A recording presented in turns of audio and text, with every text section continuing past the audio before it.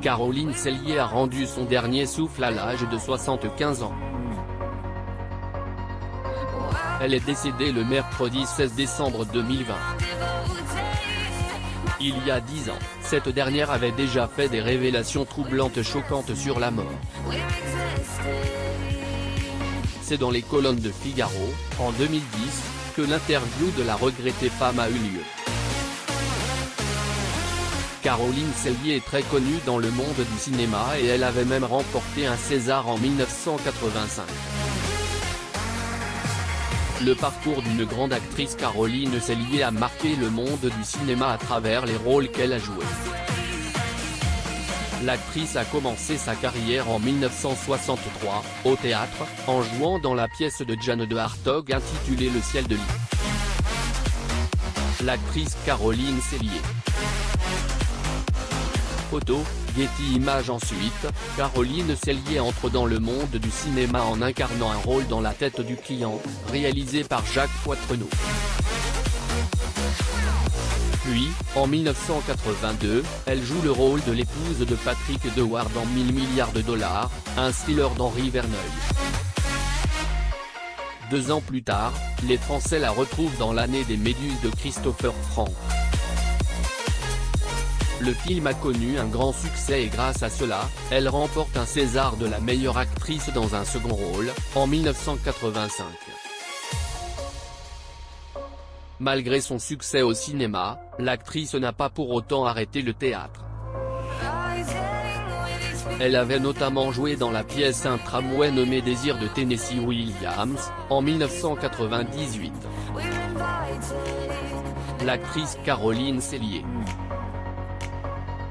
Photo, Getty Images. En 2010, elle est revue sur le grand écran en incarnant Gabrielle dans Thelma, Louise et Chantal, réalisé par Benoît Pétré. Depuis, l'actrice s'est faite très discrète. Découvrez son fils Nicolas Poiret. Côté vie privée, Caroline Cellier a été mariée au défunt acteur Jean Poiret de 1989 jusqu'au décès de ce dernier, en 1992, après une rencontre en 1965.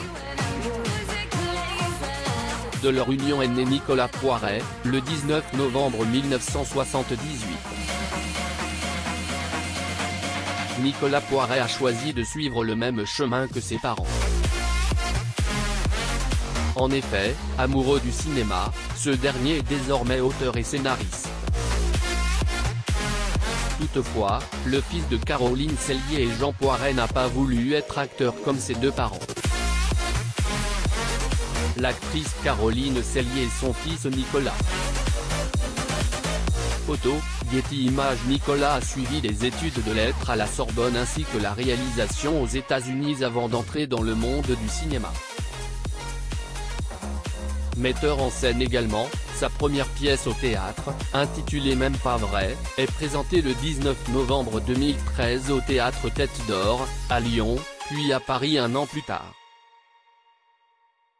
Le mercredi 16 décembre, c'est lui qui a annoncé le décès de sa mère dans un post Instagram. Nicolas Poiret, le fils de Jean Poiret et Caroline Cellier. Getty Images. Nicolas Poiret a partagé une photo en noir et blanc de la défunte actrice, accompagnée d'un message émouvant.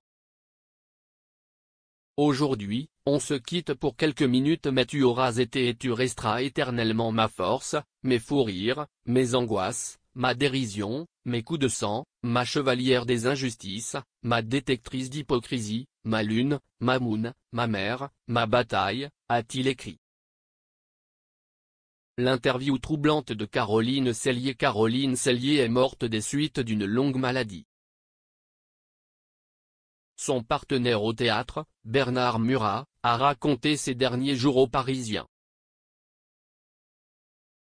Caroline continuait à nous téléphoner avec son énergie habituelle, malgré la maladie, a-t-il confié. L'actrice française Caroline Cellier à Paris en mars 1983, France. Getty Images. Par ailleurs, l'actrice s'est déjà livrée sur la mort, dans une interview. Invitée dans les colonnes de Figaro, en 2010, elle a déclaré « On peut avoir peur de la maladie, d'être handicapé, mais on ne peut avoir peur de la mort. Depuis que je suis toute petite, je me dis qu'on va mourir demain. J'ai toujours eu cette lucidité, profitons, avançons ». Les blessures profondes de son mari Jean Poiret était parmi les acteurs les plus célèbres lors à son époque. Toutefois, l'homme de cinéma a dû faire face à beaucoup d'obstacles avant de pouvoir goûter au succès. Jean Poiret et Caroline Cellier chez eux à Paris en janvier 1988, France.